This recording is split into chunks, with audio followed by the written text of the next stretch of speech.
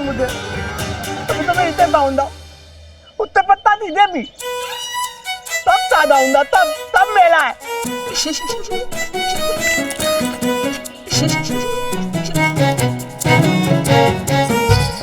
बस कोई मुझे यहाँ देखते मेरे पल मानने ना आ जाए।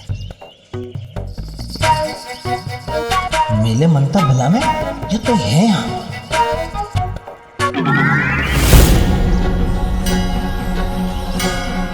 आप यहाँ क्या कर रहे हैं? मेरे पहले ताता इधर तान पतल तो तीधा तल दो।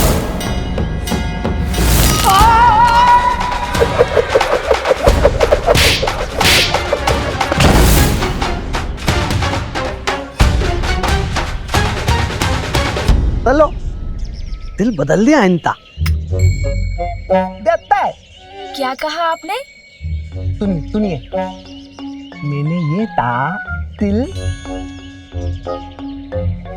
बदल दिया इनका, ये पता है। ओह अच्छा, अब समझा। ये कहा था आपने। चलो सिर बदल गया इनका, ये अच्छा है। इतना बुद्धिमान है आप, इतनी जल्दी समझ गए।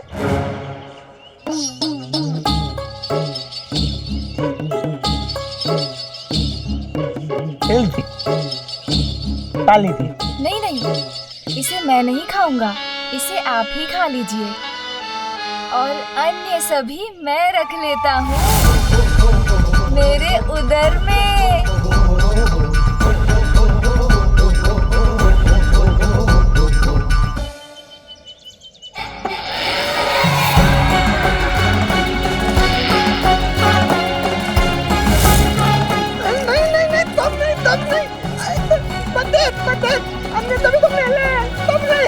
फल किसी के लिए थोड़े होते हैं, वो तो खाने के लिए होते हैं।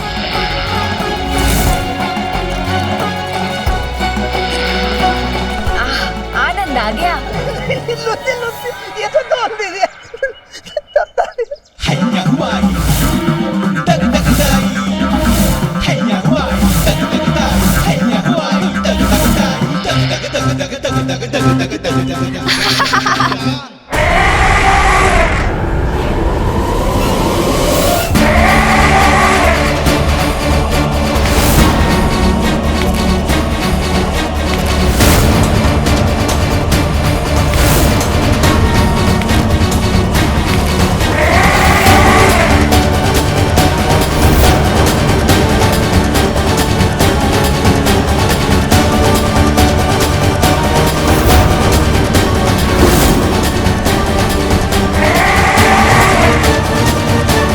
कौन हो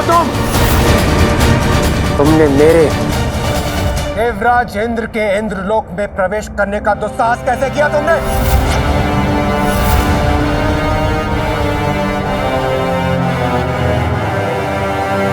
अपना क्रोध मुझे मत दिखाओ इंद्र, मुझसे भयभीत हो। मैं तुमसे कुछ ज्ञात करने आया हूँ, जो प्रश्न पूछूं उसका उत्तर दो, अन्यथा तुम्हारे इस इंद्रलोक को नष्ट कर दूंगा मैं। शीघ्र बताओ, क्यों एकत्रित हुए थे तुम सभी देवता कैलाश पर, और वहां पर इतनी प्रसन्नता का वातावरण होने का कारण क्या था? दुष्ट असुर, तुम्हारी सबसे बड़ी भूल, तुमने यहाँ आकर मुझसे धृष्टता करने का दुस्साहस किया, और अब मुझसे मेरे इंद्रलोक में ही प्रश्न कर रहे हो। मैं तुम्हें तुम्हारे दुस्साहस का दंड दूंगा।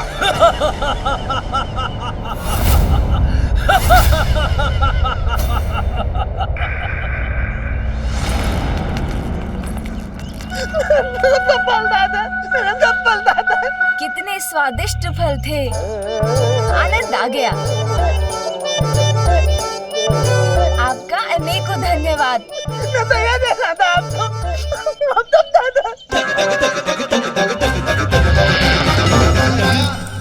सब फल दादा, सब फल दादा। हमने एक देना था, हमने ताला ले। हाँ हाँ खा लिए मैंने, क्योंकि आपने ही तो हाथ बढ़ाकर दिया था।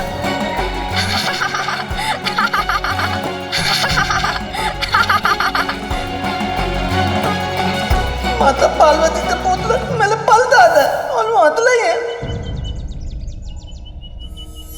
पुत्र, तुमने तोतलागढ़ से उनके सभी फल लेकर क्यों खा लिए? किसी की अनुमति के बिना उनका भोजन खाना तो अनुचित है पुत्र। किंतु माँ, मैं क्या करता, इतने स्वादिष्ट फल थे और मुझे भूख भी लगी थी। ये मैं कैसे भूल गई? उसकी माँ हूँ मैं, इसीलिए उसकी प्रत्येक आवश्यकता का ध्यान रखना तो मेरा कर्तव्य है। इतना समय हो गया, मैंने उसे कुछ खिलाया ही नहीं। मुझे अब उसके प्रति और सहज रहना होगा। आप सभी के रहते ही कैसे हो गया? यदि मुझे स्मरण नहीं रहा तो आप सभी को भी तो सूझ सकता था कि वो एक बालक है, उसे भूख भी लगती है।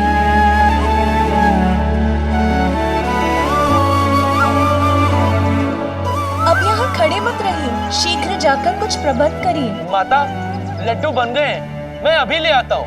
नंदी, अभी बालक का अन्नप्राशन नहीं हुआ है, ये तो ज्ञात है ना आपको? अन्नप्राशन होने के पूर्व तो वो बस फल, दूध और मधु का ही आहार कर सकता है। यथाशीघ्र सुंदरवन जाकर वहाँ के स्वादिष्ट फल लेकर आइए। श्रृंगी, और आप विंध्याचल जाकर वहाँ प्राप्त होने वाला सबसे मीठा मधु लेकर आइए। और आप शीघ्र स्वर्ग जाकर वहाँ देवी कामधेनु से दुग्ध लेकर आइए।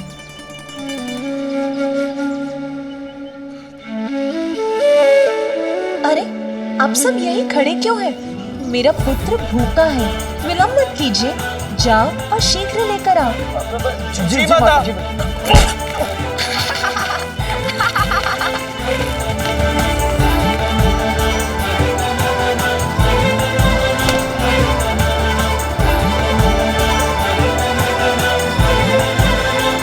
इतना अधिक कार्य करना है, बालक का कक्ष तैयार करना है, उत्सव के प्रबंध करने हैं, इतना सब कुछ है करने के लिए।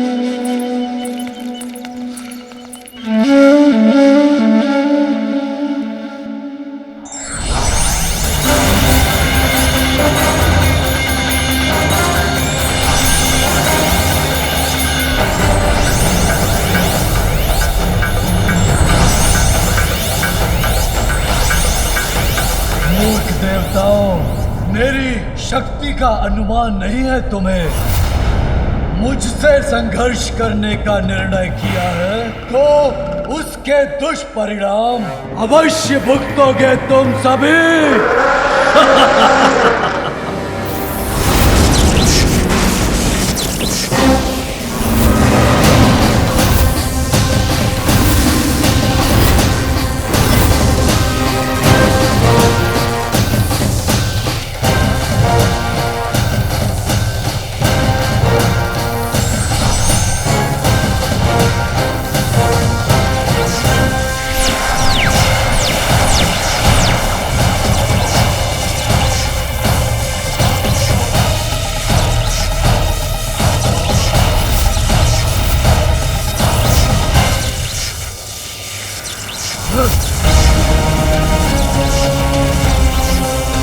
तुम्हारी संयुक्त शक्ति भी मुझे कोई क्षति नहीं पहुंचा सकती।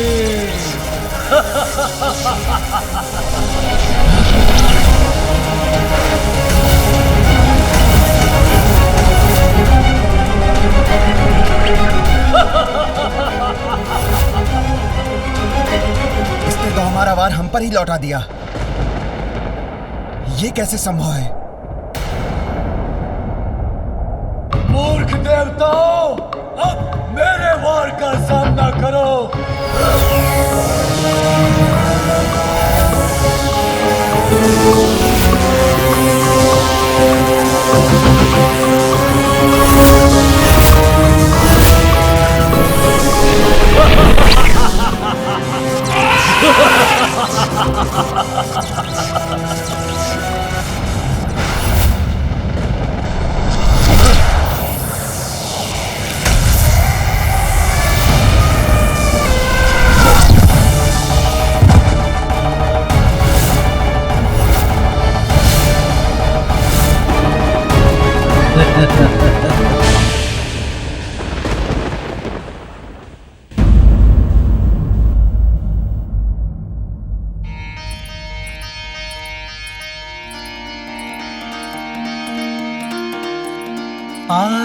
पार्वती के मन में उमड़ी ममता।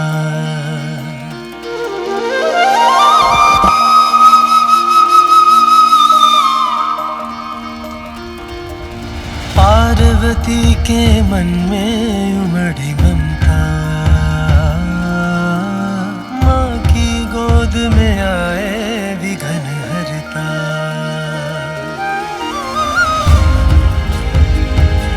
मेरे पुत्र को अपने जीवन के आरंभ में ही इतनी कठोरता का सामना करना पड़ा है, किंतु अब मैं उसका जीवन कोमलता से भर दूंगी, उसे कोई कष्ट नहीं होने दूंगी।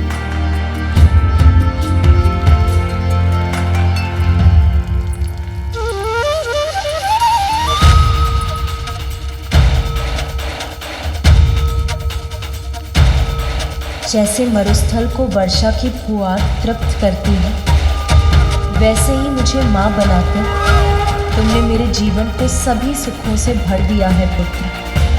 अपनी संतान का ध्यान रखना ही तो माँ के जीवन का सबसे बड़ा सुख है।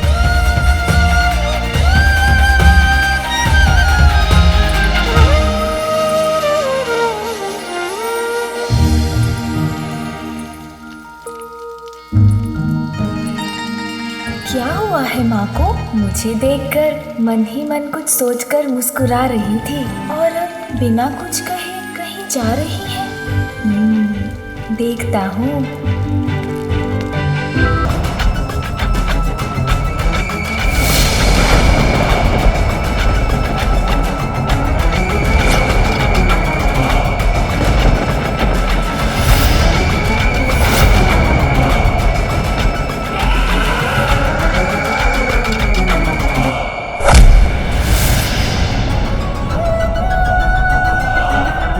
राजेंद्र, देखो कैसे मैंने अपने पाश में बांध लिया तुम्हारे सभी देवताओं को, निष्क्रिय कर दिया उन्हें। अब हम दोनों का सामना होगा एक दूसरे के साथ। दुर्भाग्यवश हमारे इस परस्पर युद्ध में पराजित तुम ही हो गए। दुष्ट असुर, सावधान!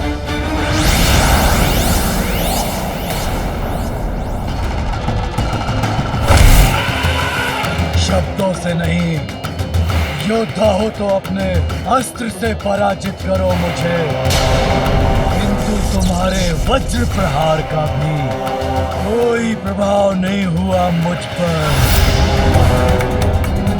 सर्वशक्तिमान हूं मैं, नहीं टिक पाओगे मेरे समक्ष।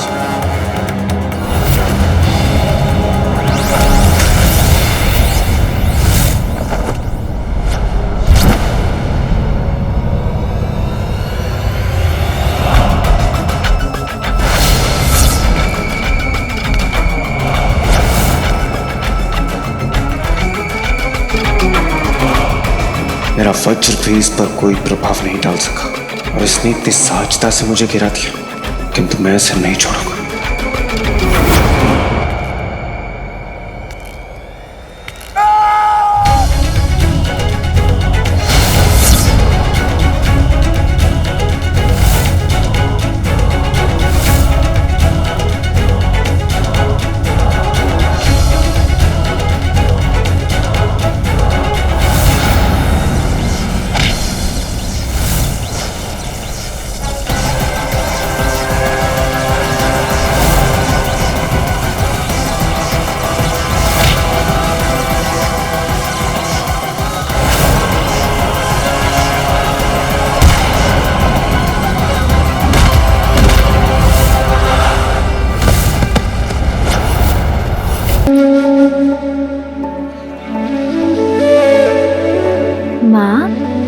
आप ये क्या कर रही हैं? तुम्हारे लिए तुम्हारा कक्ष तैयार कर रही हूँ पुत्र, तुम्हारा बिछौना सजा रही हूँ। मेरे पुत्र को तनिक भी कष्ट ना हो, इसकी व्यवस्था कर रही हूँ। अरे सारे दीपक क्यों नहीं जल रहे? मैं इन्हें जला देती हूँ।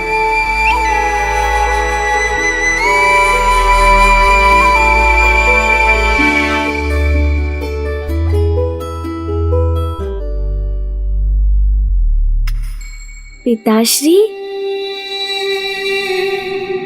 माँ माँ, कितनी लंबी और घनी जटाएं हैं पिताश्री की, किंतु उनके पीछे एक बहुत बड़ा कारण है। क्या वो ज्ञात है आपको माँ? पुत्र, अब मुझे मेरे कार्य करने दो। तुम बाहर जाकर क्रीड़ा करो। कहिए ना माँ, आपको ज्ञात है क्या? मैंने उचित समझा था, आपको कैसे ज्ञात होगा? मैं बताता हूँ। नंदी जी है ना, उन्होंने मुझे बताया था कि एक बार पिताश्री ने अपनी इन जटाओं में माँ गंगा को ही समाहित कर लिया था। ऐसे हैं मेरे पिताश्री।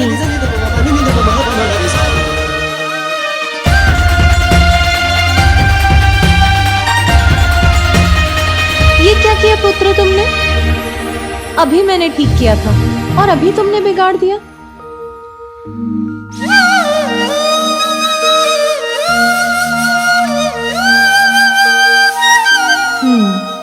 अब इसका कक्ष तो ठीक हो गया। अब रसोई देख लेती हूँ, किंतु रसोई में तो अभी अनेकों कार्य करने को शेष है। यदि ये इसी प्रकार मुझे तंग करता रहा तो एक भी कार्य पूर्ण नहीं होगा। किसे बुलाऊं इसका ध्यान रखने के लिए? महाबलशाली महायोद्धा असुर सम्राट हूं मैं। तुम्हारी शक्ति मुझे स्पर्श भी नहीं कर सकती, किंतु मैं एक ही क्षण में तुम्हारा भक्षण कर सकता हूँ। त्रिलोकों में कौन है ऐसा जो मुझसे तुम्हारी रक्षा कर सके?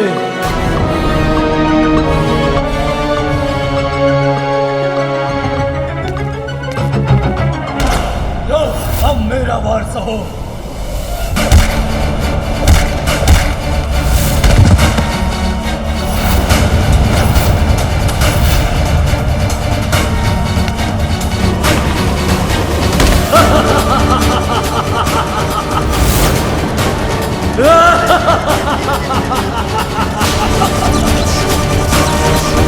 इंद्रदेव को मेरे समक्ष लाचार और विवश देखकर आनंद आ रहा है।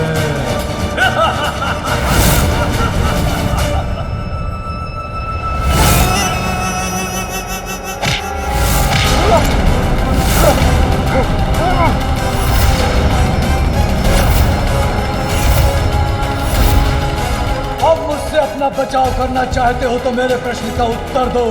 क्या कर रहे थे तुम सभी देवता कैलाश पर? बताओ, अन्यथा। ये दुष्ट क्यों जानना चाहता है कैलाश में क्या हो? मैं कदापि नहीं बताऊंगा इसे। बताओगे, अवश्य बताओगे इंद्र। तुम्हारे मन को वश में कर विवश कर दूंगा तुम्हें। मेरे नेत्रों में देखो देवराज, शीघ्र बोलोगे अब। वो बालक माता पार्वती और भोलेनाथ का पुत्र है।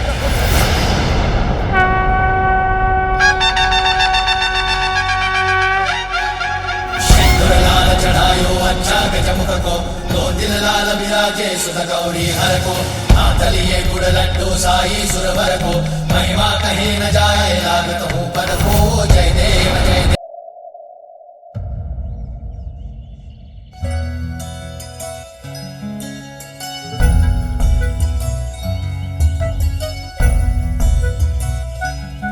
समझती क्या है वो जया अपने आप को? मैंने उसे प्रतीक्षा करने के लिए कहा तो भी नहीं रुकी। पार्वती का आसन सज्जित करने में लग गई। मुझसे हमेशा स्पर्धा करने में क्यों लगी रहती है वो? बहुत तीव्र सुगंध आ रही है, कुछ तो अवश्य है यहाँ।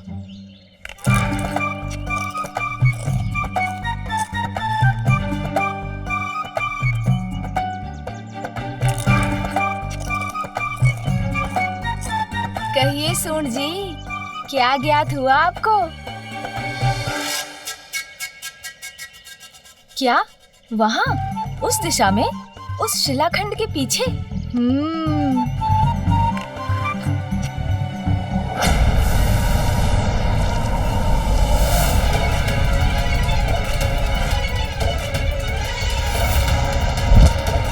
कौन है मेरे इंद्रलोक के भीतर आकर यहाँ की महिमा को नष्ट भ्रष्ट कर रहा है।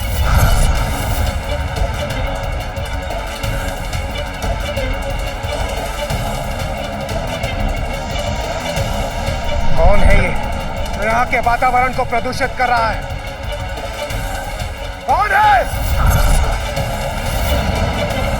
देवराज इंद्र, बाहर आओ।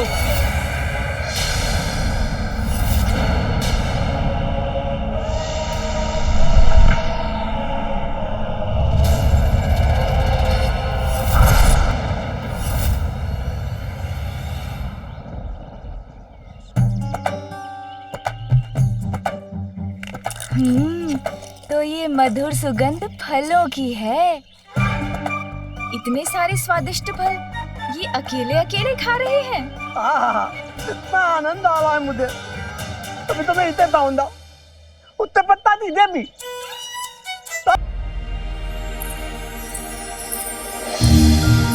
माँ, माँ, एक और बात सुनिए ना।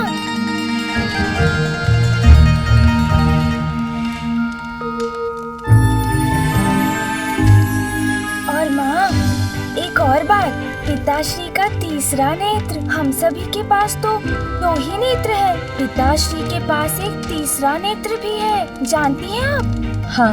माँ तो ध्यान ही नहीं दे रही, वो तो अपने कार्य में इतनी व्यस्त है कि मेरी तो कुछ सुन भी नहीं रही। अपना कार्य कैसे पूर्ण कर पाऊंगी मैं यदि इसी प्रकार मेरे पीछे पीछे आता रहा मेरा पुत्र? माँ, नंदी जी ने मुझे बताया था कि यदि पिताश्री का तीसरा नेत्र खुल जाए तो फिर सभी कुछ नष्ट हो जाता है, प्रलय हो जाती है। ये प्रलय क्या होती है माँ? पुत्र, प्रलय तो तब होगी जब उसका समय होगा। किंतु ये तुमने क्या किया? अन्न गिरा दिया। अन्न से तो हमें भोजन प्राप्त होता है। प्राण वायु के समान जीवन का स्रोत होता है ये अन्न, इसीलिए हमें कभी भी अन्न का अपमान नहीं करना चाहिए। अब जो हो गया सो हो गया। अभी मैं ये अन्न इस पात्र में डाल देती हूँ, किंतु आगे से ध्यान रहे पुत्र। मुझे क्षमा कर दीजिए माँ।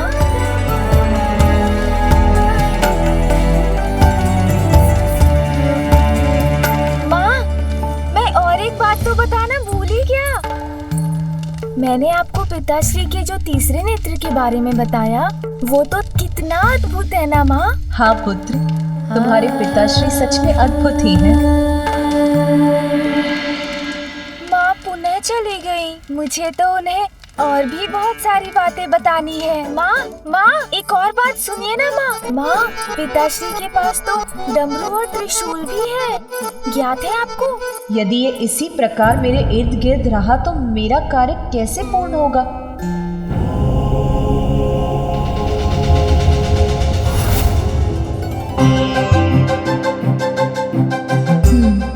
स्वामी को जैसे कोई चिंता ही नहीं है, अपने ध्यान में ही लीन है। और एक मैं हूँ जो ग्रह को व्यवस्थित करने के कार्यों में व्यस्त हूँ। उनके लिए तो ध्यान सर्वोपरि है। अब तो मुझे उनसे बात करनी ही होगी। आपने सुना ना माँ, मैंने क्या कहा? माँ, नंदी जी ने ना मुझे पिताश्री के त्रिशूल के बारे में बताया था। कितना प्रचंड है वो, आप जानती हैं? पुत्र, हाँ माँ। मेरे साथ आओ। अच्छा माँ, मैं तो आपके साथ ही हूँ। आप जहाँ कहेंगी वहाँ चलूँगा। किंतु हम जा कहाँ रहे हैं माँ? आओ। स्वामी, क्या आपको ज्ञात है आज संपूर्ण दिवस यहाँ क्या कुछ हुआ है?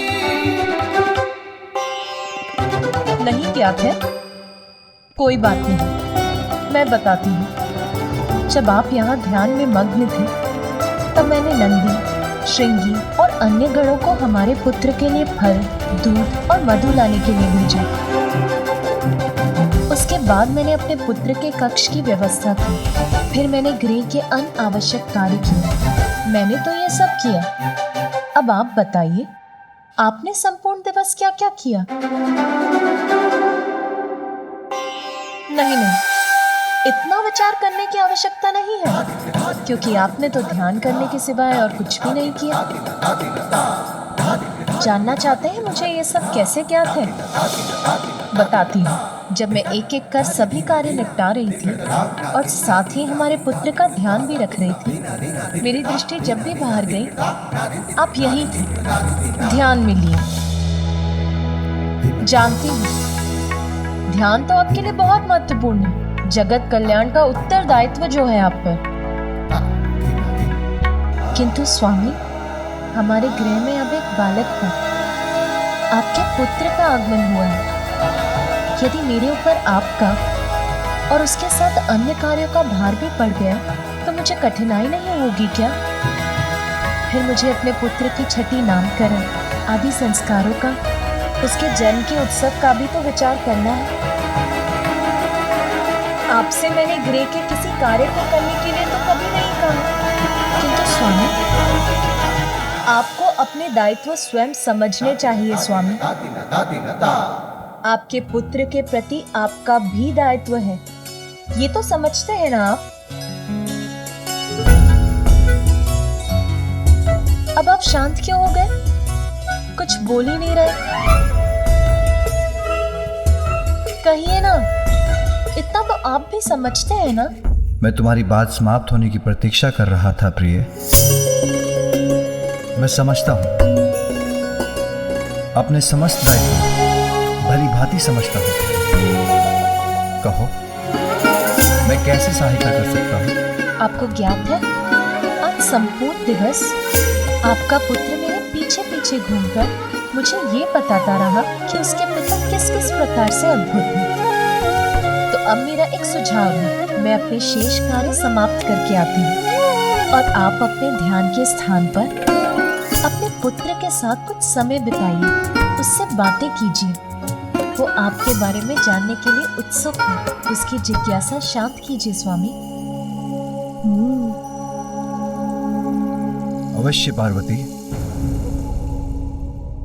पुत्र, अब तुम कुछ समय अपने पिताश्री के साथ बैठो, उनसे बातें करो, उचित है ना?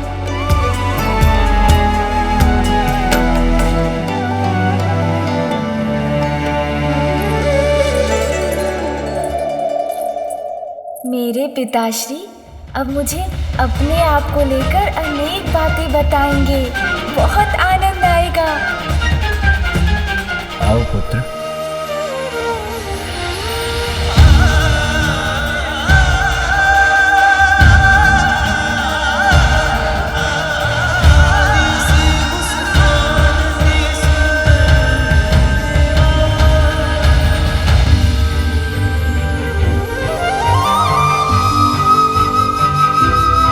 पिताश्री, आप निद्रा मग्न हो गए क्या? नहीं पुत्र, मैं निद्रा में नहीं, मैं ध्यान मग्न हूँ। ध्यान पिताश्री, ये क्या होता है? ये तो मुझे नहीं ज्ञात।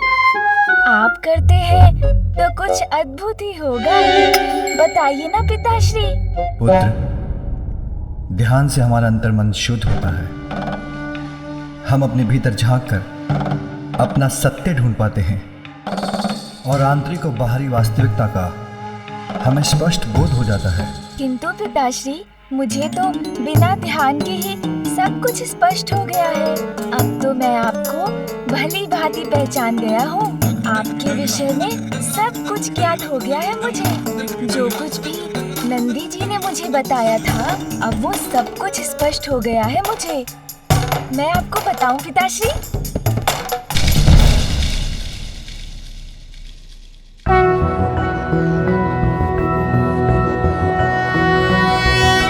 सृष्टि के आप ही नाथ, शिव शंभु जय भोलेनाथ। लंबी जटाएं हैं किए, गंगा को धार लिए।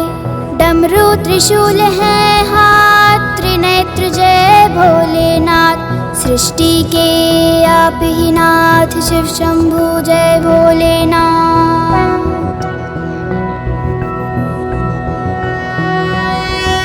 तन पे भस्म है मले, नागधरा है गले, रुद्राक्ष है क्षण है साथ, बम भोलेनाथ। सृष्टि के आप ही नाथ, शिव शंभु जय भोलेनाथ।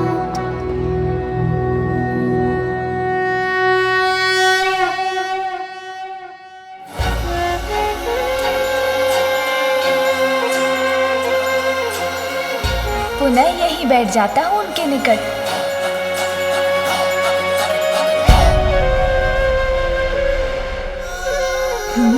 पिताश्री के नेत्र तो पुनः बंद हो गए। अब मैं क्या करूं? माँ ने कहा था पिताश्री के साथ ही रहना तो उचित है। अरे ये क्या है? जो भी है बहुत सुंदर है, पकड़ लेता हूँ। अरे पकड़ में नहीं आ रहा।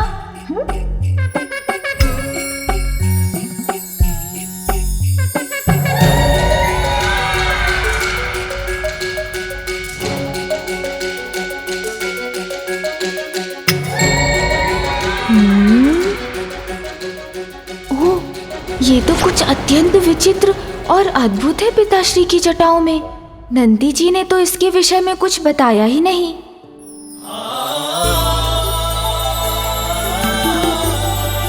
अतुलनीय सौंदर्य है मेरा, मुझसे भी अधिक सुंदर ये कहाँ हो सकता है भला?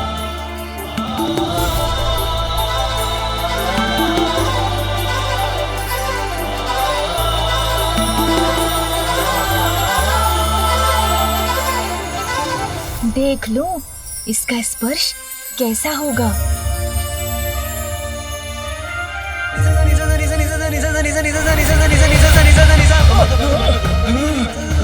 क्या हुआ स्वामी?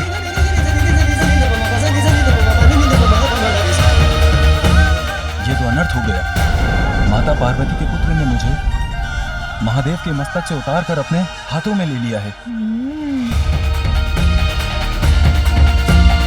नहीं, ये तो सर्वथा अनुचित है।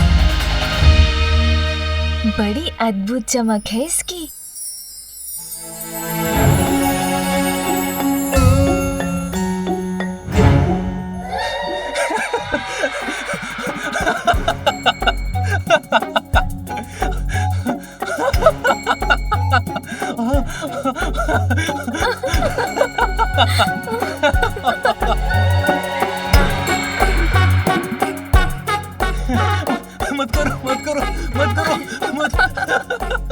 किंतु स्वामी, मैं आपको कहाँ गुदगुदा रही हूँ? माता पार्वती का पुत्र मुझे गुदगुदा कर अब प्रताड़ित कर रहा है।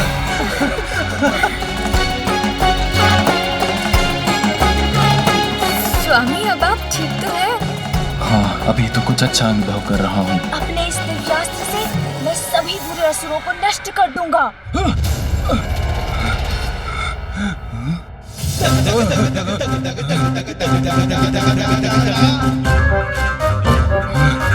मुझे तो इस क्रीड़ा में बहुत आनंद आ रहा है।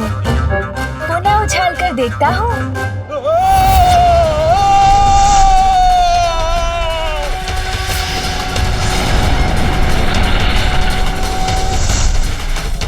प्रकाश कहाँ से उत्पन्न हो रहा है?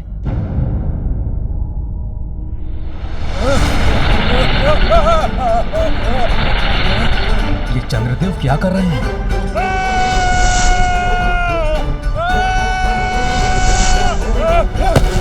रोहिणी, बचाओ मुझे, कुछ कीजिए, सहायता कीजिए मेरी। स्वामी, आपने शनिदेव को देवी पार्वती के पुत्र को देखने के लिए प्रेरित किया था ना? ये उसी का परिणाम है। अब ये तो आपको भुगतना ही होगा। देवी पार्वती का पुत्र चंद्रमा के साथ क्रीड़ा कर रहा है। कहीं इसके परिणाम स्वरूप कहीं इस पर कोई संकट ना आ जाए। आपकी चिंता दूर करने के लिए मैं अपनी वीणा से कोई राग वादन करती हूँ।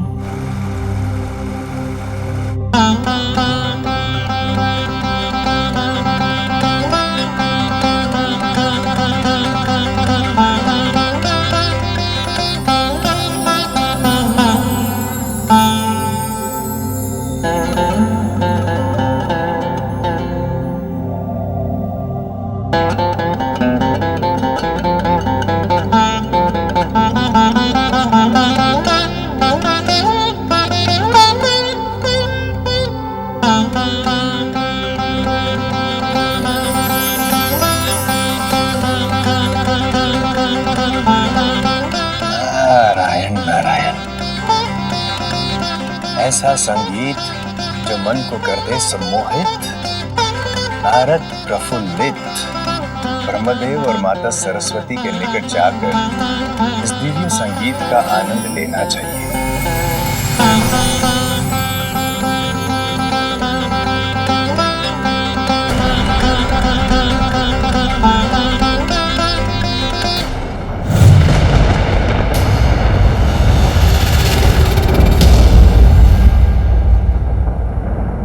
क्या हुआ देवी? अचानक कौन सी चिंता आपको विचलित कर उठी है? ज्ञात नहीं स्वामी, किंतु प्रतीत हो रहा है जैसे कोई अशुभ अपवित्र हमारी ओर बढ़ रहा है। कुछ ऐसा जो हमारे इस पवित्र स्थान को दूषित कर देगा। देवी, जिस प्रकार कमल का पुष्प कीचड़ में रहकर भी अपनी सुंदरता और पवित्रता को कलंक नहीं लगने देता, उसी प्रकार कोई भी अपवित्रता भला आपको स्पर्श कैसे कर सकती है?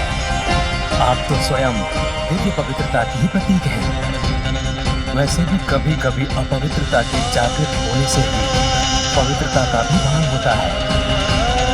आपका कथन सर्वथा उचित है स्वामी। अपवित्रता के अंत में ही पवित्रता का विस्तार निहित है। किंतु फिर भी यहाँ किसी अपवित्र और दूषित अस्तित्व के आगमन का आभास मुझे चिंता मुक्त नहीं होने दे रहा है स्वामी।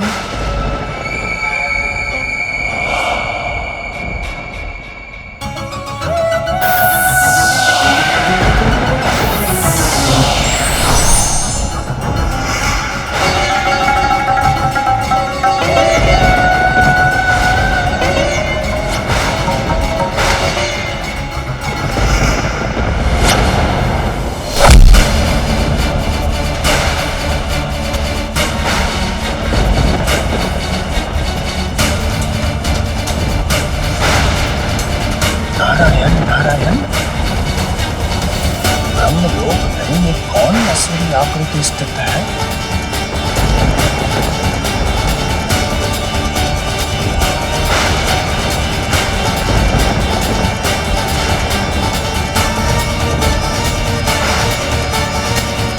कदाचित देवी सरस्वती की चिंता उचित थी। इस दुष्ट के आगमन की पूर्व सूचना प्राप्त हो रही थी उन्हें।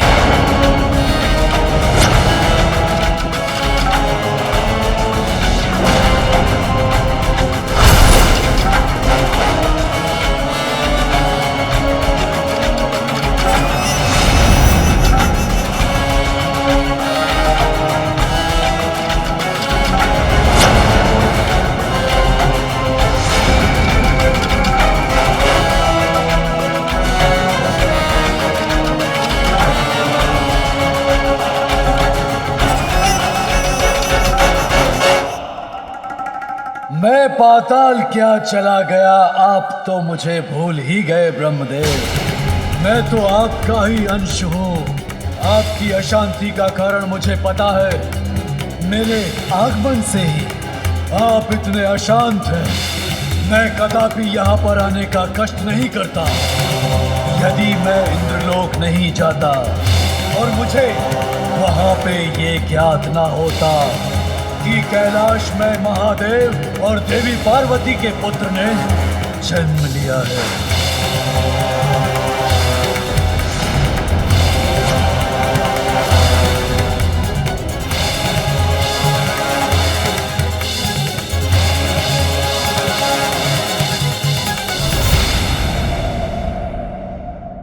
इससे तो कितना प्रकाश प्रस्फुटित हो रहा। एक बार इसे ढक कर देखता हूँ।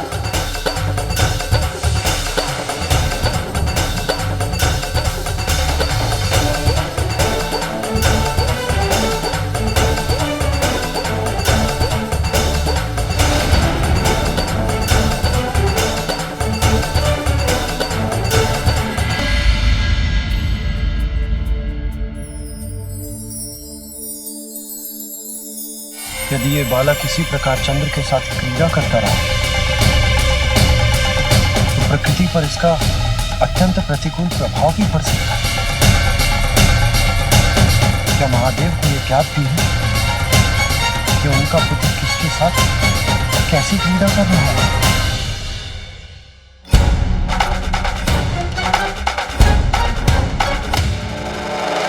अब मुझसे अपना बचाव करना चाहते हो तो मेरे प्रश्न का उत्तर दो। क्या कर रहे थे तुम सभी देवता कैलाश पर? बताओ, अन्यथा। ये दुष्ट क्यों जानना चाहता है कि कैलाश में क्या हुआ था? ये मेरे साथ कुछ भी कर ले, किंतु मैं इसे कुछ भी नहीं बताऊंगा। बताओगे? मैं जो पूछूंगा तुम उसका उत्तर अवश्य दोगे इंद्र, क्योंकि मैं तुम्हारे मन को अपने वश में कर विवश कर दूंगा तुम्हें। देखो मेरे नेत्रों में देवराज, अब शीघ्र ही बोलना प्रारंभ करोगे तुम। वो बालक माता पार्वती और भोलेनाथ का पुत्र है।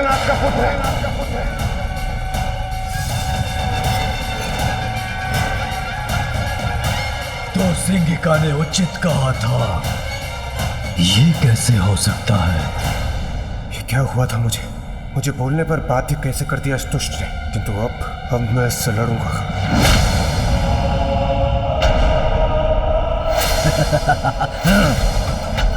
प्रतीत हो रहा है और प्रताड़ित और अपमानित होना है तुम्हें इंद्रदेव। तुम्हें निराश नहीं करूंगा।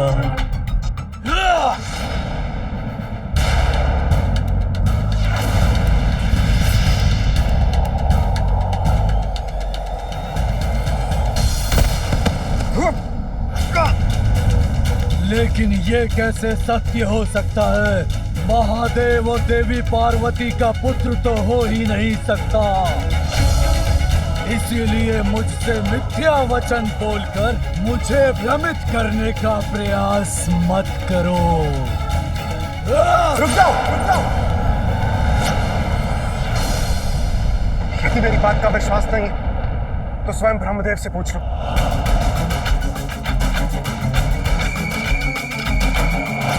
ब्रह्मदेव,